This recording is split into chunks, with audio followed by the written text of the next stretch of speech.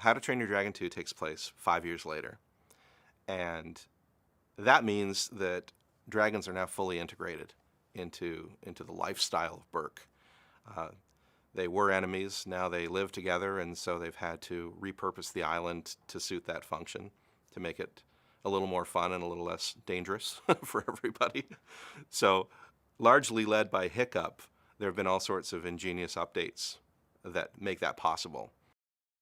We thought, what better way to reintroduce the audience to the island of Berk and all of its updates, but also reintroduce them to the character now aged 5 years, than to have this kinetic, visceral obstacle race of a game that kind of flies you by all of the new updates and gives you kind of an introduction to each character and their dragon that they've been paired with, and now 5 years into that relationship. So in their spare time, not only have Hiccup and Toothless been pushing the limits of what's possible with flight, but they've been out there mapping the world, which has become their new hobby. And so they've taken that Viking map from the first movie, and they've been adding pieces onto it in every direction. Every new land they find that leads to discovery of new dragons and also new tribes gets added to this map, and it becomes Hiccup's go-to reference for the larger world.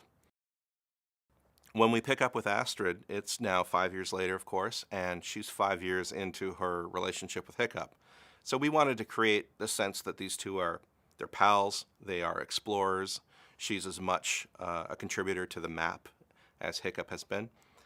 And they just have a very easygoing, very relaxed, very comfortable relationship.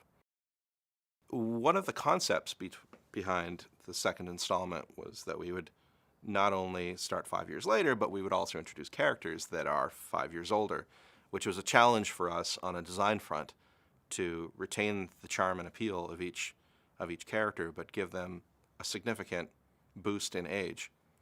And it was a bit of a kind of a trial and error process. So these 5 years later, now that Hiccup is the town hero, his relationship with his dad has eased somewhat in that his father is just the proudest dad that you could ever have. That said, he's so proud that Stoic would love to now have Hiccup succeed him as chief. And he's in the process of preparing him to finally take over that mantle and become the new leader of Berk in this time of peace. Which sounds great, except for the fact that Hiccup loves his life of freedom and abandon and being out there mapping the world with no responsibilities. So the idea of having to grow up and become an adult is off-putting to him, and he's doing everything he can to prolong it or avoid it. Well, I would say with How to Train Your Dragon serving as the first act of this trilogy, we now leave behind the Viking island of Berk and we set sail for distant, uncharted lands where we will discover a conflict that is brewing that threatens the peace between humans and dragons forever. And the only hope, the only voice of reason lies in our unlikely Viking hero named Hiccup and his trusty Night Fury Toothless. Well, the idea of bringing back Hiccup's mother, when we kind of indicated in the first movie that she had died of unknown causes, it's a moment of, I think, deep wish fulfillment for Hiccup. Because Hiccup knows that he's not a carbon copy of his father, and he's being asked to step into his father's shoes and feels a little uncomfortable knowing that there's this other part of his soul that pines for something more, that is most comfortable when he's out there with his dragon, searching for a purpose. So meeting his mother and knowing that she also is a dragon whisperer, and she's so accomplished in the ways of dragons and flying and knowing secrets about them, and that she lives among them up in the Arctic, on her own with this great purpose to her life. That revelation is deeply meaningful for Hiccup because he feels in that moment that he's found the missing half of his soul and he knows who he is finally. This installment introduces a new villain to the trilogy, and that is Drago Bloodfist. Stoic first describes him as somebody who is a stranger from a strange land, having come to them with a very specific mission, which was to garner himself a dragon army so that he could suppress those who won't follow him. He presents himself as a man of the people, that he's ultimately trying to deliver them from the oppression of dragons.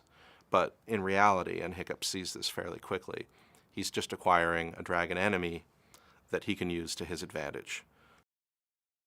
So Eret, Son of Eret was designed to be an interesting character in that he's introduced as a threat. He is a minion of Drago Bloodfist, a trapper. In fact, he declares himself the world's greatest dragon trapper. And he's a bit of a cowboy. He's very cocky. He and his men occupy a trapper's fort, kind of deep in the northern reaches of Norway. And they have been successfully trapping dragons for Drago for some time. But Eret has kind of a misplaced loyalty in a way. There's more substance than you first allot him when you meet him. And we get to see that through Hiccup's influence and Astrid's influence that he really does come around to realizing that dragons are not the commodity that he has known them to be.